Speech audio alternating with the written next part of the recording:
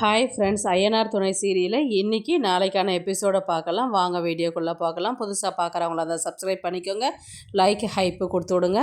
நேற்றுக்கு எபிசோடில் இதில் முடிச்சிருப்பாங்கன்றது பார்த்தீங்கன்னா, நடேசனுடைய அண்ணன் தான் வீட்டை ரெடி பண்ணுறதை திருட்டுத்தனமாக நின்று வேடிக்கை பார்த்துட்டு இருப்பார்.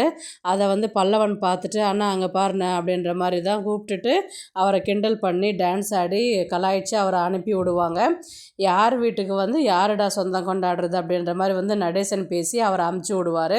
அதுக்கப்புறம் பார்த்திங்கன்னா நிலா தான் பேசுவாங்க. இன்றைக்கி போகி, இன்றைக்கி வீடெல்லாம் க்ளீன் பண்ணிவிடுங்க, நாளைக்கு பொங்கலுக்கு நம்ம பானையெல்லாம் வச்சு செய்யணும் அப்படின்ற மாதிரி தான் சொல்லுவாங்க.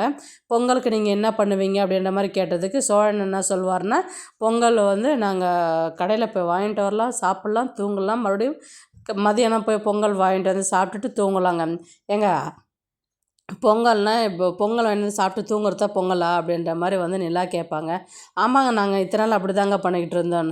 நம்ம வீட்டிலே செய்வோங்க. இப்போ நம்ம வீடுன்னு ஆகிப்போச்சு இல்லையா, இப்போ நம்ம வீட்டில் பொங்கல் சிலை எங்கள் வீட்டிலலாம் எவ்வளோ செலிப்ரேட் பண்ணுவாங்க தெரியுமா அப்படின்ற மாதிரி நிலா சொல்லுவாங்க. அதுக்கு என்னங்க செஞ்சுட்டா போச்சு அப்படின்ற மாதிரி சொன்னதுக்கு என்னென்ன திங்ஸ் வாங்கிட்டு வரணும் அப்படின்ற மாதிரி சொல்லிட்டு இருக்கும்போது பார்த்தா இதே ஆஃப் டே ஆகும் போல் திங்ஸ் எல்லாம் பர்ச்சேஸ் பண்ணுறதுக்கு அப்படின்ற மாதிரி சோழன் கேட்டதுக்கு நிலா சொல்லுவாங்க. ஆமாங்க, பொங்கல் சும்மாவா அப்படின்ற மாதிரி எல்லா திங்ஸ் எல்லாம் வாங்கிட்டு வரத்துக்கு போவாங்க. நீங்கள் வரீங்களா அப்படின்ற மாதிரி நிலா கேட்பாங்க. கண்டிப்பாங்க, ஏதோ சாவி எடுத்துகிட்டு கிளம்ப வேண்டியது தான் அப்படின்ற மாதிரி சோழன் சொல்லுவாங்க. உடனே சேர் என்ன சொல்லுவார், நீங்கள் போயிட்டு வாங்கப்பா, அதுக்குள்ளே நான் வீட்டெல்லாம் ரெடி பண்ணுறேன் அப்படின்ற மாதிரி சொல்லுவாங்க. அடுத்தது பாண்டியனுடைய மெக்கானிக் ஷெட்டு தான் காமிக்கிறாங்க. அங்கே பார்த்திங்கன்னா வானதியும் பாண்டியனும் உட்காந்து பேசிகிட்டு இருக்கிறாங்க. பொங்கல்லாம் வருது, எனக்கு எதாவது கிஃப்ட் வாங்கி தருவியா அப்படின்ற மாதிரி வானதி பாண்டியனை பார்த்து கேட்பாங்க. பொங்கலுக்கு என்ன கரும்பு, பொங்கல் இதை தானே வேணும், வாங்கி தந்துட்டா போச்சுன்னு என்ன கிண்டல் பண்ணுறியா, உனக்கு கிஃப்ட்டு வாங்கி கொடுக்கணுன்னு அக்கறையே இல்லை, நான் சொன்னதுக்கு அப்புறம் தான் வாங்கி தரணுன்ட்டு சொல்கிறேன்.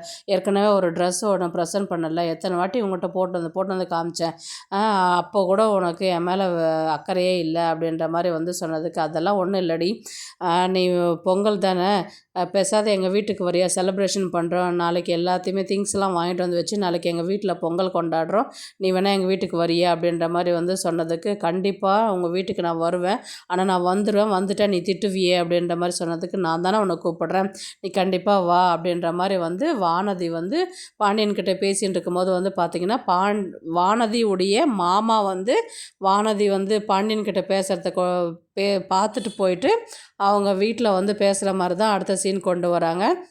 உடனே இப்போ வானதியோடைய மாமா தான் உள்ளார போகும்போது வாங்க வாங்க அப்படின்ற மாதிரி வானதியோடைய அம்மா அப்பா கூப்பிட்றாங்க. வாங்க மச்சான் அப்படின்ற மாதிரி, எப்படி இருக்கிறீங்க, வீட்டிலலாம் எப்படி இருக்கிறாங்கன்னு கேட்டதுக்கு நல்லா இருக்கிறாங்க அப்படின்ற மாதிரி தான் சொல்லுவாங்க. இன்னும் வானதி பாண்டியன்கிட்ட தான் பேசின்னு இருக்கா அப்படின்ற மாதிரி கேட்பாங்க. நானும் தான் வரும்போது பார்த்துட்டு வந்தேன், பாண்டியன்கிட்ட பேசின்னு இருக்கு அப்படின்ற மாதிரி கேட்டதுக்கு, பார்த்தீங்களா இதே தான் பண்ணிட்டு இருக்கிறா, யாராவது இப்போ நீங்கள் பார்த்துட்டு சொன்னீங்க, இனி நம்ம சொந்தக்காரங்க யாராவது பார்த்துட்டு சொல்கிற அளவுக்கு தான் அவள் வச்சுக்கிறா, அவளுக்கு நம்ம வீட்டு மேலே அக்கறையே கிடையாது, அந்த பையனுக்கு இருக்கிற அக்கறை கூட நம்ம பொண்ணுக்கு கிடையாது, விட்டால் எப்போன்னு ஓடி போடுறதுலே ரெடியாக இருக்கிறா அவள், அந்த பையனே வேண்டாம், எங்கள் அண்ணனுங்களுக்கெல்லாம் கல்யாணம் ஆகட்டும், அதுக்கப்புறம் நான் அவனை கூட்டிகிட்டு போகிறேன்னு சொல்லிட்டு அவன் சொல்கிறான், அந்த பையனுக்கு இருக்கிற அக்கறை கூட வானதிக்கு கிடையாது அப்படின்ற மாதிரி வானதி அப்பா சொல்கிறாங்க. இப்போ இந்த அளவுக்கு நல்ல பையனாக இருக்கிறான்னும் போது நீங்கள் ஏன் அவனுக்கு கல்யாணம் பண்ணி வைக்கக்கூடாது அப்படின்னு சொல்லி கேட்டதுக்கு வானதியுடைய அண்ணன் என்ன சொல்லுவார்னா, அவன் படிக்காதவன், இவ படித்தவ, இவனுக்கு படித்தவனை தான் பார்த்து நான் கல்யாணம் பண்ணி வைப்பேன், அவனை போய் படிக்காதவனை போய் கல்யாணம் பண்ணி வச்சுட்டு என்ன பண்ண சொல்கிறீங்க அப்படின்ற மாதிரி கேட்டதுக்கு, இல்லை பையன் நல்ல பையனாக இருந்தால் அவனுக்கே கல்யாணம் பண்ணி வச்சிடலாமேன்றது திருப்பி அவர் சொல்லுவார்.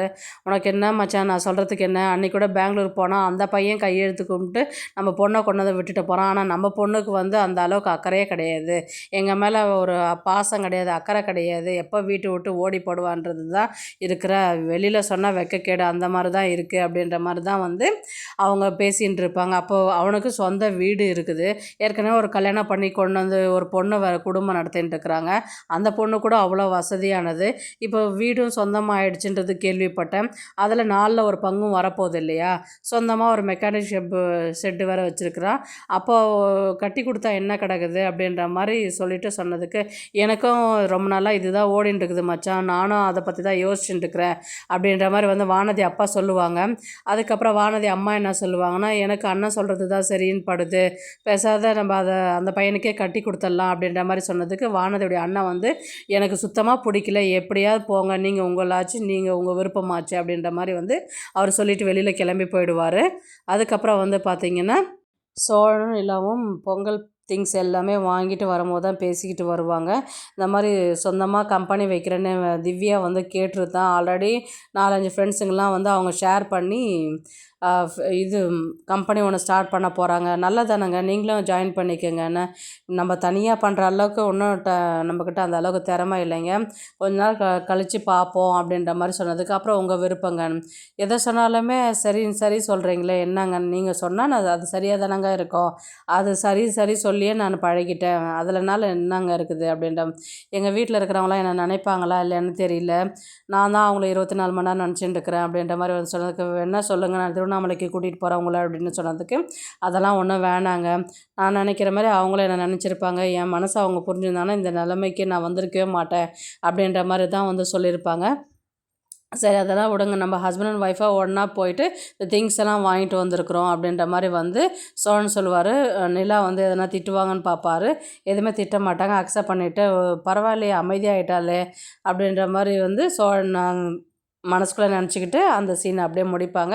நாளைக்கு வந்து பார்த்திங்கன்னா நேத்திக்கு ப்ரமோ போட்டிருந்தாங்க இல்லைங்களா, பொங்கல் செலிப்ரேஷனுக்கு வானதி வீட்டுக்கு வர மாதிரியும் கல்யாணத்துக்கு ஒத்துக்கிட்டாங்க எங்கள் வீட்டில் அப்படின்ற மாதிரி தான் வந்து பேச ஆரம்பிக்கிறாங்க.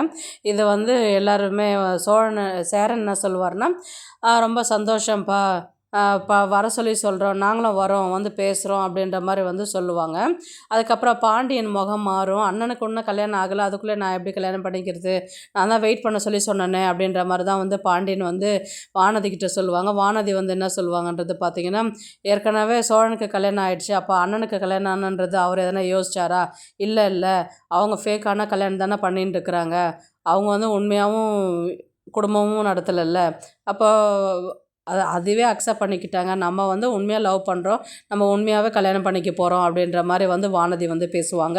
அதுக்கு பாண்டியன் என்ன சொல்வார்னா, இங்கே தங்கறதுக்கு இடம் கூட கிடையாது, என்ன பண்ணுறது அப்படின்ற மாதிரி அவர் கேட்டதுக்கு அவங்கள வந்து உங்கள் அண்ணியை வந்து ஹாஸ்டலில் தங்கிக்க சொல்லு, அது ஃபேக் தானே அப்படின்ற மாதிரி வந்து சொல்லுவாங்க.